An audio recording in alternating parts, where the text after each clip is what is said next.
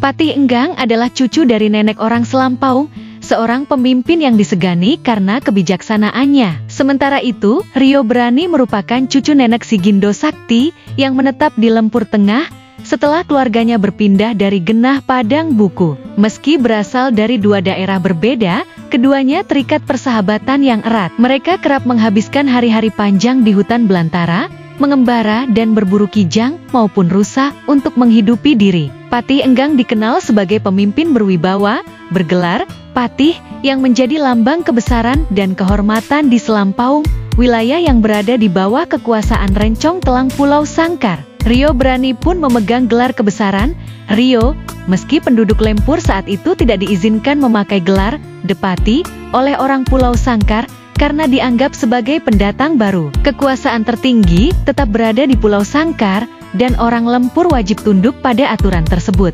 Keberanian Rio Brani tak pernah diragukan. Ia dikenal sanggup menjelajahi hutan sendirian, keluar masuk rimba tanpa gentar. Dari situlah julukan Rio Brani melekat padanya, menggambarkan jiwa petualang dan tekad baja yang ia miliki. Pada suatu waktu, saat keduanya berburu, langkah mereka membawa mereka hingga ke tepian Danau Duo, tepatnya di kawasan Salukwi. Suasana hening dan udara sejuk membuat mereka berhenti sejenak, memandangi keindahan danau yang tenang dan memesona. Di sana, mereka membuat kesepakatan, Danau Duo akan menjadi milik bersama, milik orang Lempur dan juga orang Selampau. Namun di tengah percakapan, pandangan Patih Enggang terpaku pada sesuatu yang mengejutkan. "Apa yang kau lihat, Patih?" tanya Rio Brani, penasaran. "Itu, lihat. Ada seorang gadis cantik sedang mandi di ujung danau," jawab Patih Enggang dengan suara bergetar. Tertarik dan penasaran, keduanya sepakat membuat taruhan.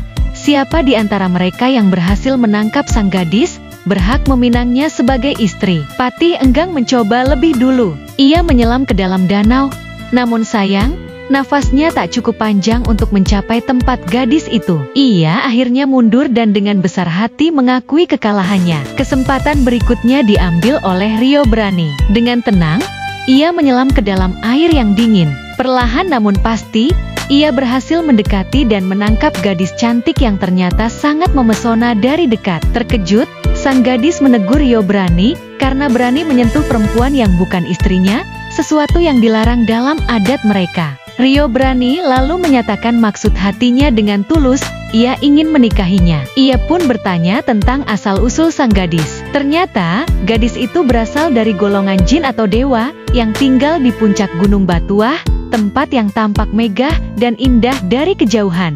Rio Brani memanggil Patih Enggang, meminta tolong agar menyampaikan pesan kepada orang kampung Ujung Tanjung, bahwa ia tidak akan pulang lagi, karena hendak menetap dan menikah di Gunung Batuah.